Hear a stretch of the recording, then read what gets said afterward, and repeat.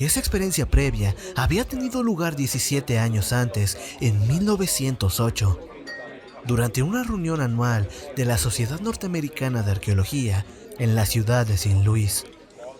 El profesor, conocido por su autoridad entre ocultistas y estudiosos de lo arcano, ocupó un lugar destacado en aquellas sesiones, y fue entonces cuando varios curiosos, algunos solo aficionados, otros místicos declarados, aprovecharon la ocasión para acercarse a él con preguntas, dudas y secretos perturbadores que apenas se atrevían a mencionar en voz alta.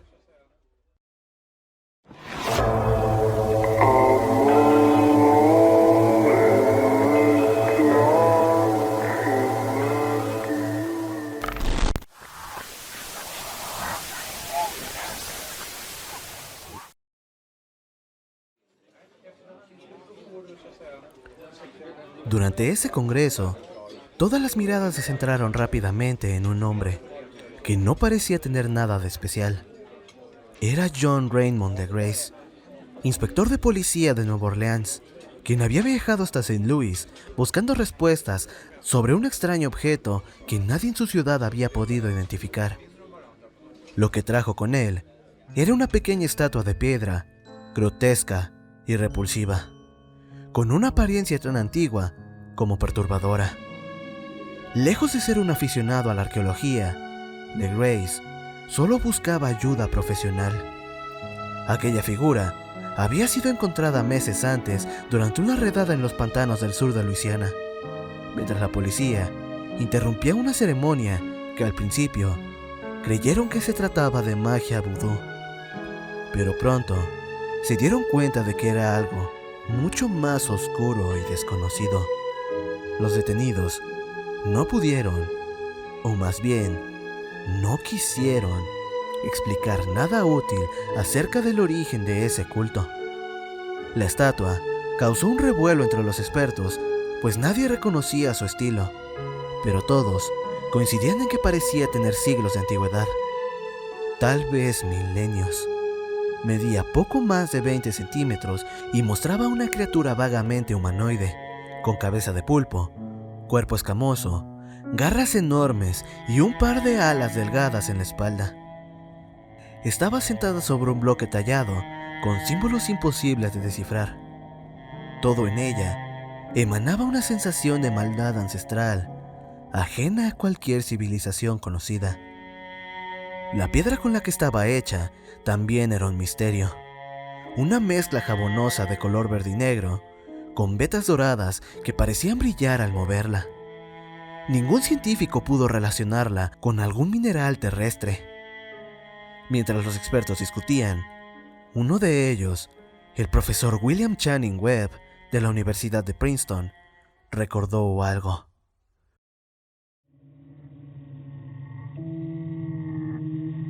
40 años antes, durante una expedición en Groenlandia, había encontrado una tribu esquimal que practicaba un culto demoníaco y sangriento que ningún otro grupo indígena reconocía. Aquellos ritos incluían sacrificios humanos y la adoración de una criatura representada en un bajorrelieve muy similar a la figura traída por Legrace. Más sorprendente aún fue descubrir que los cánticos de esa tribu coincidían con los que Legrace había escuchado en Luisiana, y decían algo así: Funglui, Mglumnaf, Cthulhu, Ralie, Ugamnaga.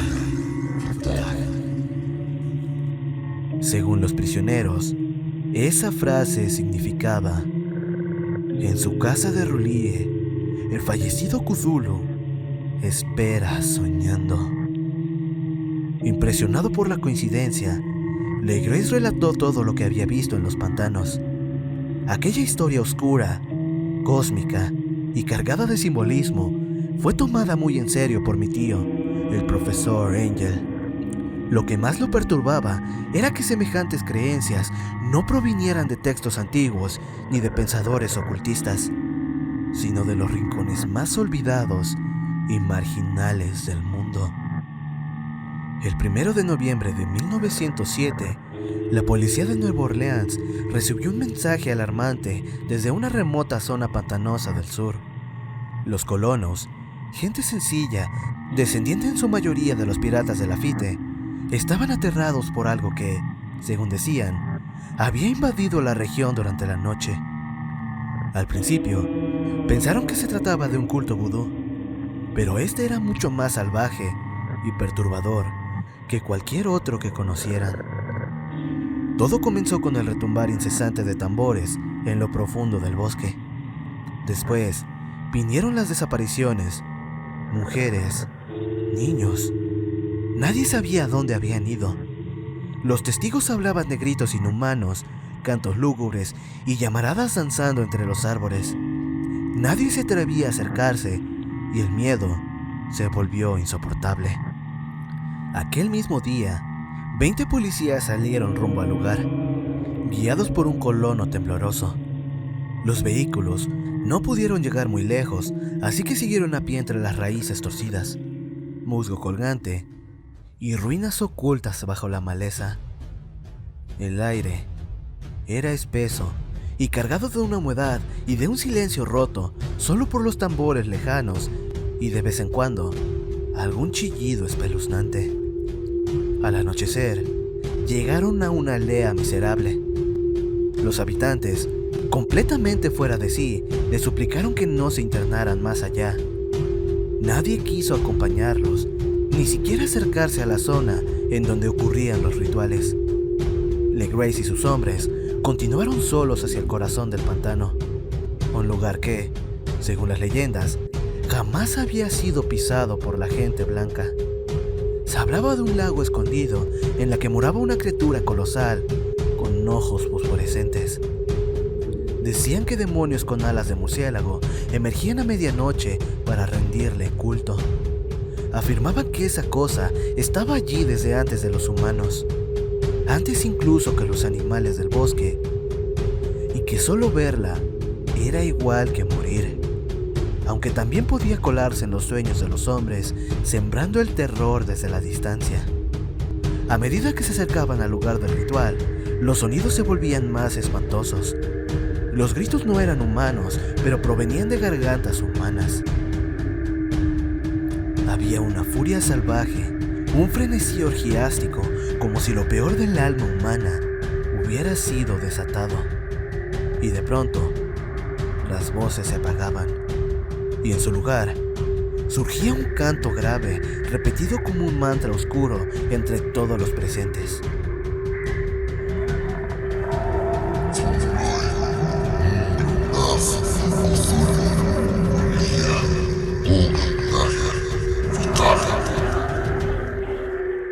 Finalmente, llegaron al claro. La visión que tuvieron fue tan perturbadora que algunos cayeron al suelo. Otros gritaron y uno más perdió el conocimiento. Lo que vieron parecía salido de una pesadilla. En medio del pantano, una isla seca era escenario de una ceremonia indescriptible. Decenas de figuras desnudas y deformes se agitaban y se retorcían alrededor de una gran hoguera. En el centro, sobre un bloque de granito de más de 2 metros de altura, se alzaba la misma estatuilla que Legrace después mostraría en la convención.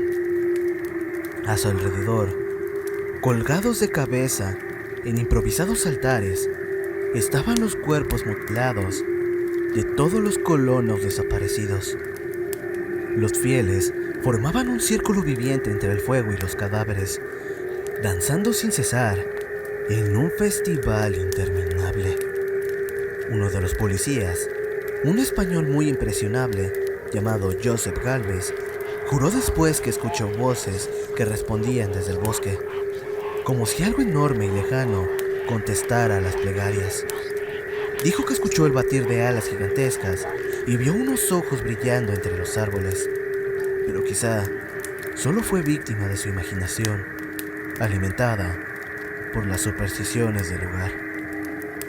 La parálisis de aquellos hombres apenas duró unos instantes. El deber se impuso sobre el miedo, y aunque los adoradores del culto parecían ser un centenar, La policía, confiando en sus armas, irrumpió entre la multitud y durante 5 minutos el caos fue absoluto. Golpes, disparos, gritos y escapes. Finalmente, LeGrace logró capturar a 47 personas, obligándolos a vestirse rápidamente y rodeándolas con sus hombres. 5 celebrantes murieron en aquel lugar y 2 más, gravemente heridos, fueron llevados por sus compañeros en improvisadas camillas. La extraña figura frente al monolito fue retirada con sumo cuidado por el propio LeGrace. Al llegar al cuartel, tras un viaje extenuante, los prisioneros se revelaron como mestizos de baja condición, mentalmente perturbados. La mayoría eran marineros, con algunos mulatos provenientes de las Islas del Cabo, lo que daba al culto una matiz vudú. Pero bastaron unas cuantas preguntas para descubrir que aquello era más antiguo y profundo que cualquier fetichismo africano. A pesar de su ignorancia, todos coincidían con alarmante coherencia en la esencia de su culto. Adoraban a los grandes, antiguos seres que precedieron al ser humano y que llegaron a la Tierra a través del espacio. Estos antiguos, decían, habían descendido al interior de la Tierra o al fondo del mar, y aunque sus cuerpos estaban inertes, se comunicaban con los hombres mediante los sueños. Así nació un culto que jamás desapareció, esperando el día en que el gran sacerdote Cthulhu emergiera de una ciudad sombría submarina, la ciudad de R'lyeh, para reinar de nuevo sobre el mundo. Aguardaban ese momento cuando los astros volvieran a alinearse de manera precisa, y mientras tanto, no podían revelar más. Ni siquiera la tortura les arrancaría los secretos. Decían que la humanidad no estaba sola en la Tierra. Otras formas visitaban a sus fieles en la oscuridad, aunque ninguna era uno de los antiguos. Nadie los había visto jamás. La figura de piedra representaba a Cthulhu, pero no se sabía si los demás eran como él.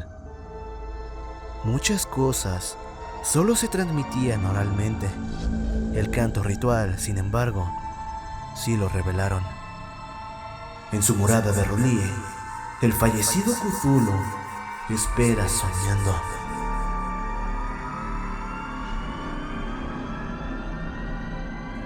De los prisioneros, solo 2 fueron declarados cuerdos y condenados a la horca. El resto fue enviado a instituciones mentales. Negaron haber cometido los asesinatos rituales, asegurando que los responsables eran los Alas Negras, seres que venían desde un antiguo refugio en el bosque. Poco se pudo averiguar acerca de esos enigmáticos aliados. La mayor parte de la información vino de un anciano mestizo llamado Castro, quien afirmaba haber viajado por el mundo y hablado con los jefes inmortales del culto en montañas remotas de China. Castro relató fragmentos de leyendas que hacían parecer triviales las especulaciones de cualquier místico. En tiempos remotos, otros seres habían gobernado la Tierra, habitando en ciudades colosales cuyas ruinas aún se encontraban, según le habían dicho, en islas perdidas del Pacífico. Estos seres habían muerto mucho antes de la llegada del hombre, pero aún podían revivir cuando los astros fueran propicios. Venían de las estrellas y trajeron consigo sus imágenes.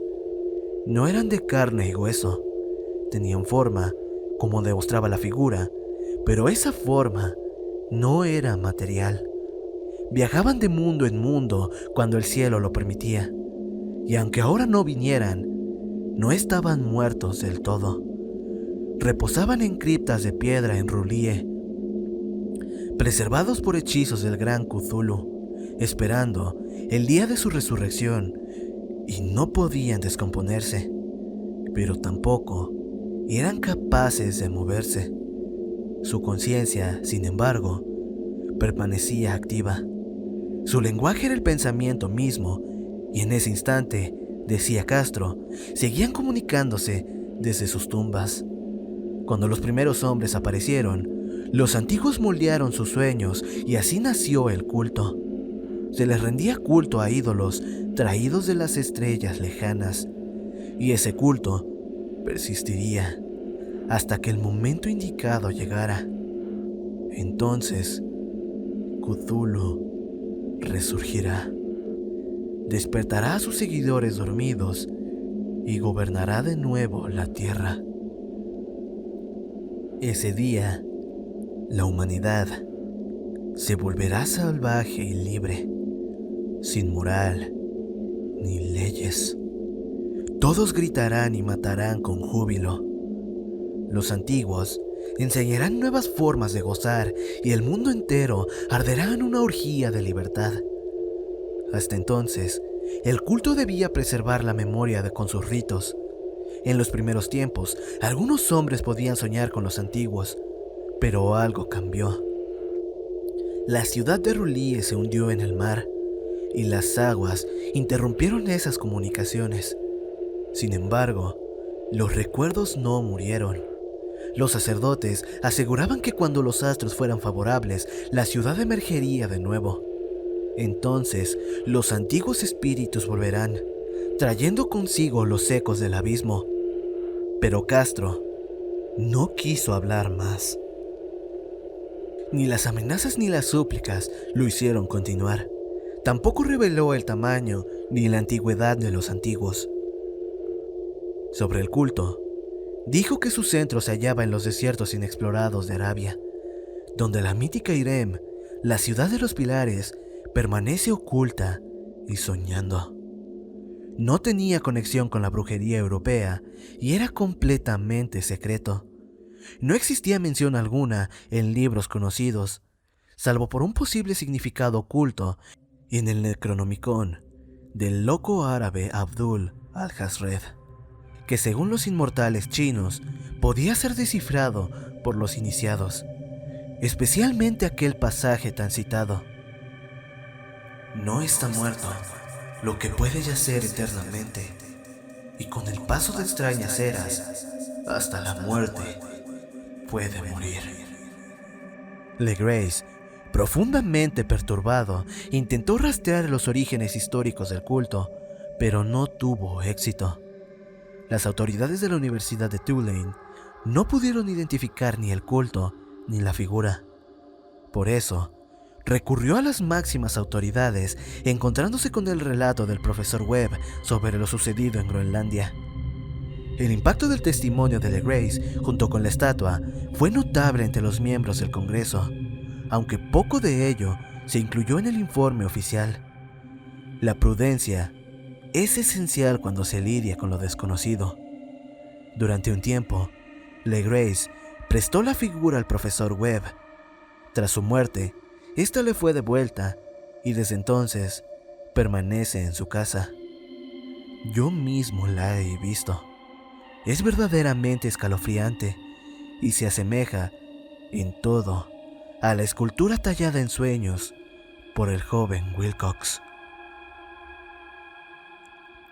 No me sorprendió que mi tío se sintiera tan intrigado con el relato del joven. ¿Qué otra cosa podría pensar, ya conociendo lo que Legrace había descubierto?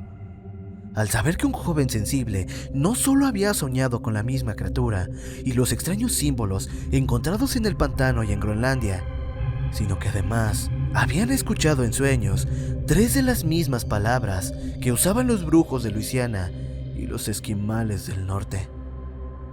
Era lógico que el profesor Angel iniciara una investigación exhaustiva, aunque yo, en el fondo, sospechaba que Wilcox ya había escuchado algo sobre ese culto y había inventado sus sueños para impresionar a mi tío. Sin embargo, los otros relatos oníricos y los recortes recopilados por el profesor parecían darle crédito al joven. Aún así, mi escepticismo racional y lo absurdo de todo el asunto me llevaron a buscar una explicación más lógica. Después de revisar el manuscrito y comparar las notas ocultistas y antropológicas con la descripción del culto dada por Legrace, viajé a Providence para hablar con el escultor. Quería confrontarlo por haberse burlado, si así fuera el caso, de un hombre tan respetado. Wilcox seguía viviendo solo en el Fleur de Lis de la calle Thomas, un edificio de feo estilo victoriano que parecía imitar la arquitectura bretona del siglo XVII. Su fachada de estuco desentonaba entre las elegantes casas coloniales bajo la sombra del campanario georgiano más hermoso que he visto en América del Norte. Lo encontré trabajando en su habitación, rodeado de esculturas que mostraban un talento genuino y perturbador. Su genio era evidente. Creo que en algún momento será reconocido entre los grandes artistas decadentes, pues había logrado dar forma en arcilla, y seguramente también lo haría en mármol, a las pesadillas escritas por escritores como Arthur Machen o Clark Ashton Smith. Moreno, delgado y algo desaliñado, Wilcox se giró lentamente sin levantarse de su silla y me preguntó por qué estaba ahí. Cuando le dije quién era, mostró cierto interés. Al parecer, mi tío había despertado su curiosidad con tantas preguntas acerca de sus sueños, aunque nunca le explicó por qué. Sin revelarle demasiado, intenté hacerlo hablar. Me bastaron unos minutos para darme cuenta de que era completamente sincero. Describía sus sueños con claridad y con un estilo poético que me permitió imaginar con gran viveza una ciudad enorme, hecha de piedra verde, cubierta de musgo, con una geometría errónea y desconcertante. Volví a escuchar con creciente inquietud ese llamado mental desde lo más profundo.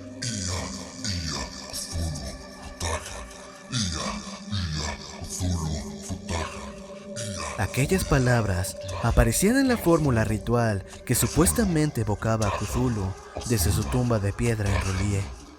A pesar de mi escepticismo, no pude evitar sentirme afectado. Estaba claro que Wilcox debía haber leído algo del culto, y que lo olvidó, entre otras lecturas igualmente fantásticas. Su naturaleza impresionable hizo que esa información saliera después, a manera de sueños, en el bajo relieve y en esa escultura espeluznante que ahora tenía frente a mí. Es decir, si existía engaño, fue inconsistente, aunque sus modales me parecían un tanto pretenciosos y poco agradables. Aún así, no podía negar su talento ni su honestidad. Le deseé éxito en su carrera y me despedí con amabilidad. A pesar de todo, el tema del culto seguía obsesionándome a mí. Empecé a imaginar que podía hacerme un hombre si lograba rastrear sus orígenes. Fui a Nueva Orleans, hablé con Legrace y otros que participaron en aquella expedición. Examiné la figura de piedra y hasta entrevisté a algunos de los prisioneros que aún seguían con vida. El anciano Castro, lamentablemente, ya había muerto. Lo que escuché no era muy diferente a lo que mi tío había registrado, pero me convenció aún más de que estaba frente a una religión antigua y secreta, cuyo descubrimiento podría convertir a cualquiera en un antropólogo famoso. En ese entonces, seguía viéndolo todo desde una perspectiva materialista. ¿Cómo desearía poder seguir haciéndolo así? Y me negaba a aceptar las coincidencias entre los sueños y los documentos del profesor Angel. Sin embargo, había algo que no podía dejar de pensar, y ahora estoy casi seguro que la muerte de mi tío no fue algo natural. Cayó en plena calle, en una zona de los muelles en la que abundaban marineros de todo el mundo, después de recibir un empujón accidental de un hombre de piel oscura. No olvidaba que los seguidores del culto en Luisiana eran una mezcla de muchas razas y que estaban vinculados al mar. No me habría sorprendido descubrir que usaban venenos o métodos secretos de asesinato, tan crueles como sus creencias y rituales. Es cierto que Grace y sus hombres no habían sido atacados, pero en Noruega, un marinero había muerto recientemente, uno que también había visto cosas. Y si alguien se enteró de lo que mi tío investigaba después de hablar con Wilcox, hoy creo que el profesor Angel murió porque sabía demasiado. Y si ese es el caso, quizás a mí me espera el mismo destino, porque también he descubierto más de lo que debería haber hecho.